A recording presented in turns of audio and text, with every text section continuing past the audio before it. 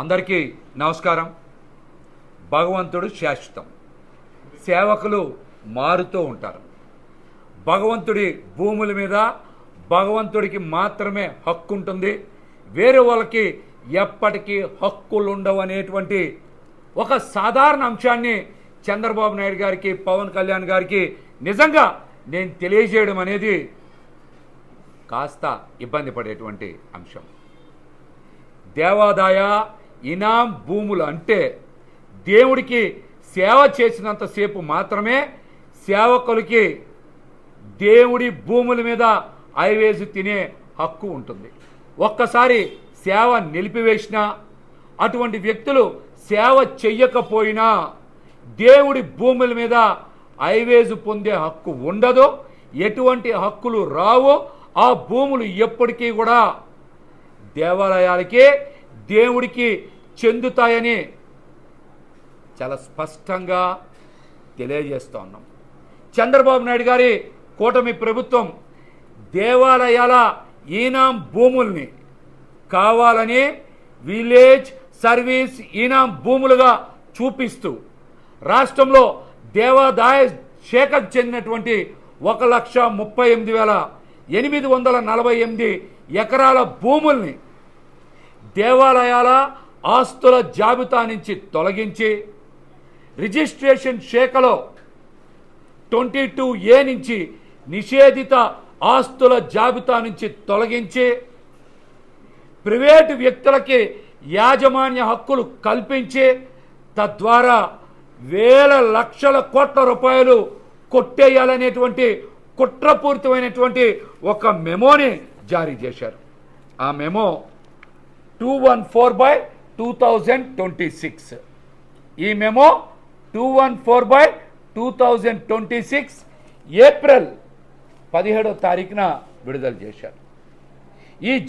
ఈ మెమో యొక్క సారాంశం ఏంటంటే, దేవాలయాలకు చెందినటువంటి 1,38,848 ఎకరాల భూముల్ని దేవాలయాలకు చెందినవి కావని దేవాలయాల ఆస్తుల జాబితా నుంచి తొలగించి రిజిస్ట్రేషన్ శాఖలో నిషేధిత జాబితా నుంచి తొలగించి ప్రైవేటు వ్యక్తులకి కట్టబెట్టి తద్వారా ఆ భూముల్ని అమ్మకం చేసి వేల కోట్ల రూపాయలు సంపాదించాలనేటువంటి కుట్రపూరితమైనటువంటి మెమో.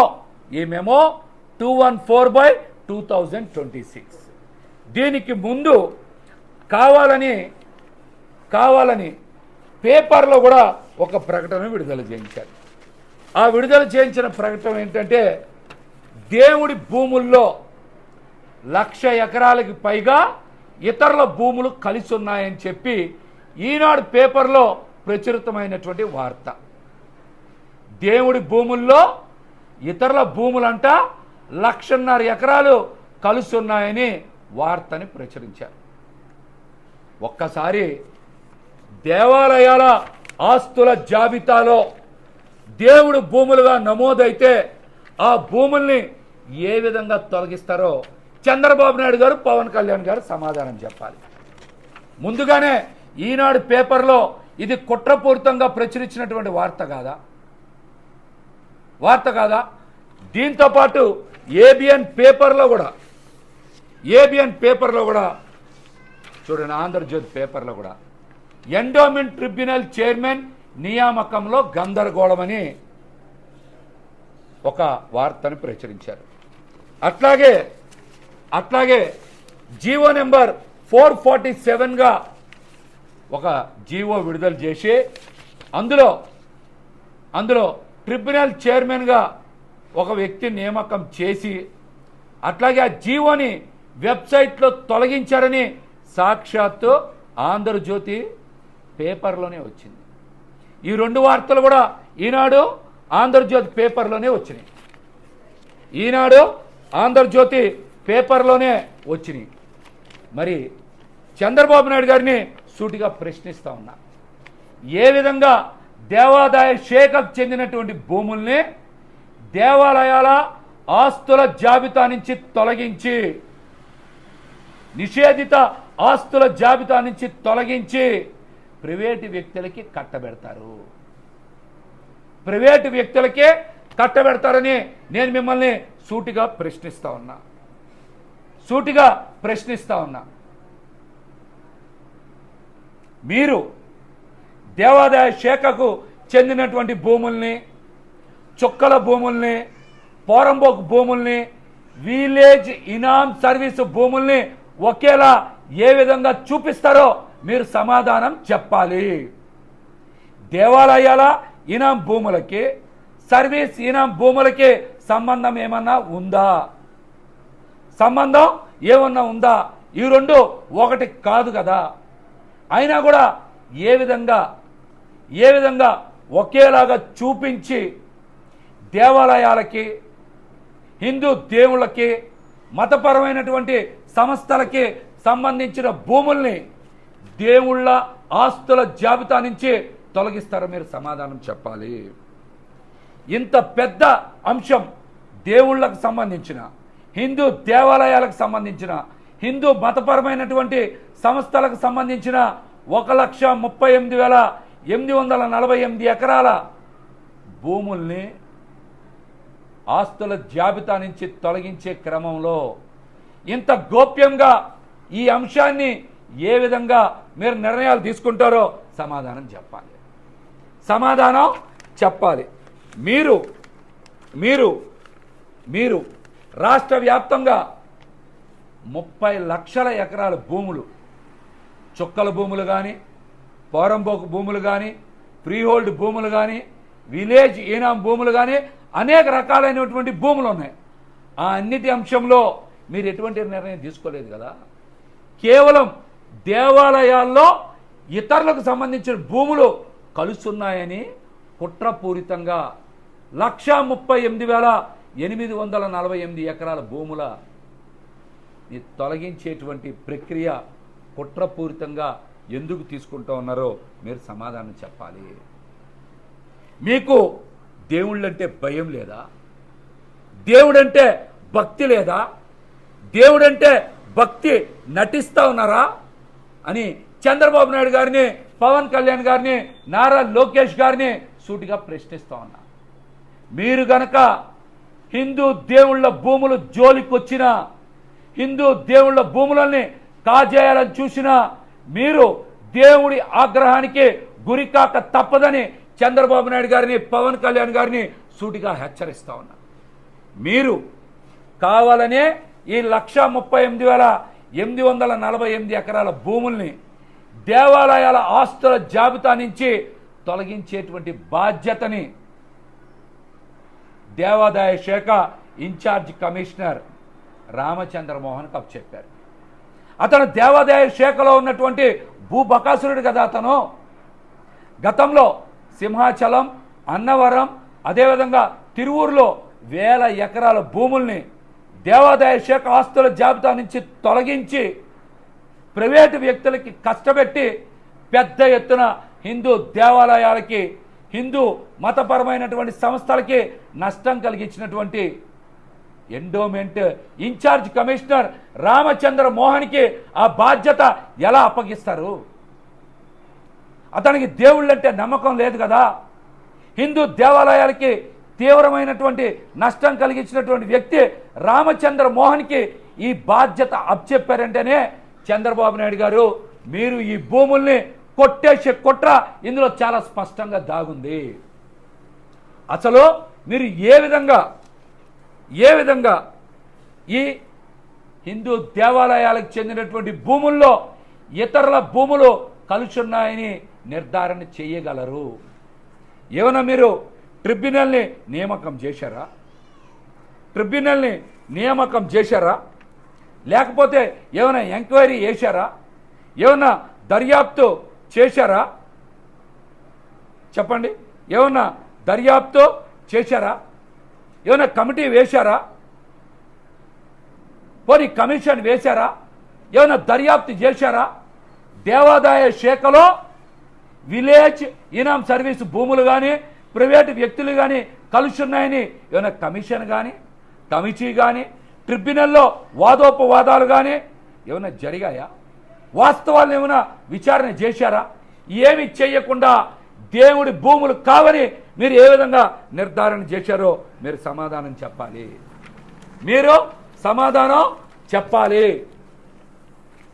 సమాధానం చెప్పాలి. అట్లాగనే చంద్రబాబు నాయుడు గారిని సూటిగా ప్రశ్నిస్తా ఉన్నా. చంద్రబాబు నాయుడు గారు, మీరు ఒక్కసారి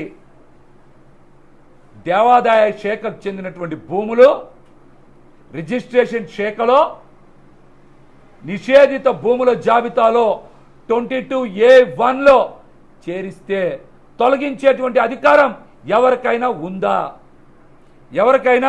ఉందా? రిజిస్ట్రేషన్ యాక్ట్ ప్రకారం 1908 యాక్ట్ ప్రకారం ఒక్కసారి దేవాదాయ శాఖ భూముల కింద రిజిస్ట్రేషన్ శాఖలో నిషేధిత భూముల జాబితాలో చేరితే అవి తొలగించేటువంటి హక్కు ఎవరికీ లేదు. అదేవిధంగా చంద్రబాబు నాయుడు గారు ఈనాం భూముల యాక్ట్ 1965 ప్రకారం అనేక నియమాలు ఉన్నాయి. విలేజ్ ఈనాం సర్వీసు భూముల యాక్ట్లో అనేక నియమాలు ఉన్నాయి. ఆ నియమాల్ని మీరు ఈ భూముల విషయంలో ఏమైనా పాటిస్తున్నారా, పాటించట్లేదా? మీరు సమాధానం చెప్పాలి. ఆర్టికల్ 14 ప్రకారం రాజ్యాంగబద్ధంగా, చట్టబద్ధంగా, న్యాయబద్ధంగా మీరు తీసుకున్నటువంటి నిర్ణయం హిందూ దేవాలయాలకి, హిందూ మతపరమైనటువంటి సంస్థలకి వ్యతిరేకంగా తీసుకున్నటువంటి నిర్ణయం. ఆర్టికల్ 300A ప్రకారం మీకు ఒకటే చెప్తా ఉన్నాం, మీరు హక్కుల్ని సృష్టించలేరు, హక్కుల్ని మార్చలేరు, హక్కుల్ని బదిలీ చేయలేరు. ఈ అంశాన్ని మీరు గుర్తుపెట్టుకోవాలి. ప్రభుత్వం కేవలం దేవాలయాల భూములకు, హిందూ దేవుళ్ళ భూములకు ఒక ట్రస్టీ మాత్రమే. మీరు ఎప్పటికీ ఎవరికి హక్కులు కలిగించలేరు. భగవంతుడి భూముల మీద హక్కులు భగవంతుడికి మాత్రమే ఉంటాయి కానీ ఏ ప్రభుత్వానికే ఉండవు. మీరు కావాలని హిందూ దేవాలయాల భూములు కొట్టేయాలనే రామచంద్ర మోహన్ లాంటి ఒక భూ బకాసురుడికి అటువంటి బాధ్యత చెప్పారు. మీరు ట్రిబ్యునల్ వేయాలి, కమిషన్ వేయాలి, కమిటీ వేయాలి, వాదోపవాదాలు జరగాలి. ఇవేమి జరగకుండా 1,38,848 ఎకరాల హిందూ దేవాలయాల మతపరమైనటువంటి భూముల యొక్క హక్కుల్ని మార్చే అధికారం మీకు లేదు. మేము ఈ అంశం మీద రాష్ట్ర బీజేపీ అధ్యక్షులు మాధవ్ గారిని ఒక్కటే ప్రశ్నిస్తా ఉన్నాం. మాధవ్ గారు, ఈ భూముల మీద మీరు సోమవారం పూట జరిగేటువంటి కలెక్టర్ల సదస్సులో వినతి పత్రాలు ఇచ్చి ఎందుకు ఆగిపోయారు? మీరు తెలుగుదేశం అలాగనే పవన్ కళ్యాణ్ గారు పెట్టేటువంటి ఏమన్నా నెయ్యి, జీడిపప్పు వేసి పెట్టేటువంటి చక్కెర పొంగలు తిని మీరు ఏమైనా పడుకున్నారా? ఎందుకు మీ ప్రయత్నాల్ని నిలుపుదల చేశారు? ఎందుకు వినతి పత్రాలతోనే మీరు నిలుపుదల చేశారు? మీ నాలిక నేతితో చేసినటువంటి చక్కెర పొంగలు తిని మడత పడిపోయిందా మాధవ్ గారు అని నేను మిమ్మల్ని సూటిగా ప్రశ్నిస్తా ఉన్నా. ఈ రాష్ట్రంలో ఉండేటువంటి స్వామీజీలు హిందూ దేవాలయాలకి, హిందూ మతపరమైనటువంటి సంస్థలకి ఇంత పెద్ద ఎత్తున నష్టం జరుగుతూ ఉంటే మీరు ఎందుకు మౌనంగా ఉన్నారు? చిన్నజీఆర్ స్వామి గారైనా, శివస్వామి గారైనా, కమలానంద భారత్ గారైనా, తిరుపతిలో ఉండేటువంటి శ్రీనివాస స్వామీజీ గారైనా మీరు ఎందుకు ఇంత పెద్ద దారుణం జరుగుతూ ఉంటే మీరు స్పందించట్లేదు? మీరు ఎందుకు మౌనంగా ఉన్నారని నేను మిమ్మల్ని సూటిగా ప్రశ్నించాలి. హిందూ ధర్మాన్ని కాపాడేటువంటి బాధ్యత మీ భుజస్కంధాల మీద లేదా? చెప్పండి. దీని మీద స్పందించాలి, దీని మీద స్పందించాలి. గత 2 రోజులుగా హిందూ దేవాలయాలకు సంబంధించి అనేక భూముల్ని కబ్జా చేస్తూ ఉన్నారని, అనేక ఆలయాల్లో అపచారాలు జరుగుతూ ఉన్నాయని, దేవుడి కిరీటాలతో పాటు దేవుడి భూములు మాయం చేస్తూ ఉన్నారని స్వయంగా తెలుగుదేశం పార్టీకి అనుకూల మీడియా అయినటువంటి ఈనాడు, ఆంధ్రజ్యోతుల్లోనే వస్తూ ఉన్నాయి కదా. అయినా ఎందుకు స్పందించట్లేదని స్వామీజీల్ని ప్రశ్నిస్తూ ఉన్నారు. పవన్ కళ్యాణ్ గారు, మీరు ముసుగేసుకొని ఒక లబ్ధి పొందడానికి సనాతనం అనేటటువంటి ఒక మాయ ముసుగు వేసుకున్నారు కదా. ఇప్పుడు మీరు ఎందుకు హిందూ దేవాలయాలకి, హిందూ ధార్మిక సంస్థలకి చెందినటువంటి 138,848 ఎకరాల భూములు అన్యాక్రాంతం చేస్తూ ఉంటే, ఒక్క కలంపోటుతో హిందూ దేవాలయాలకి, హిందూ ధర్మానికి నష్టం జరుగుతూ ఉంటే మీరు ఎందుకు స్పందించట్లేదు? ఇందులో మీ వాటా ఎంత? గతంలో మీరు జరగని కల్తీకి మీరేదో ప్రాయశ్చిత్త దీక్ష చేశానని, మెట్లు కడిగానని డ్రామాలు ఆడారు కదా. ఇప్పుడు మీరు ఎందుకు స్పందించట్లా? ఎందుకు మెట్లు కడగట్లా? ఎందుకు ప్రాయశ్చిత్త దీక్ష చెయ్యట్లా? హిందూ ధర్మానికి, హిందూ దేవాలయాలకి ఇంత ముప్పు మీ ప్రభుత్వంలో వాటిల్లుతూ ఉంటే మీరు ఎందుకు మౌనంగా ఉన్నారు? ఎందుకు మౌనంగా ఉన్నారు? మీకు ఏమైనా పర్సంటేజీలు పొందుతున్నారా? దీని మీద కూడా స్పందించాలి.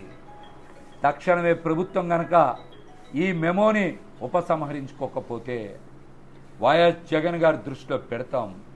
ఖచ్చితంగా హిందూ దేవాలయాల, హిందూ దేవుళ్ళ భూములు కాపాడే బాధ్యత వైఎస్ జగన్మోహన్ రెడ్డి గారు గతంలో తీసుకున్నారు, ఇప్పుడు కూడా తీసుకొని కాపాడి హిందూ ధర్మానికి, హిందూ దేవాలయాలకి అండగా నిలుస్తారని మేమైతే భావిస్తాం.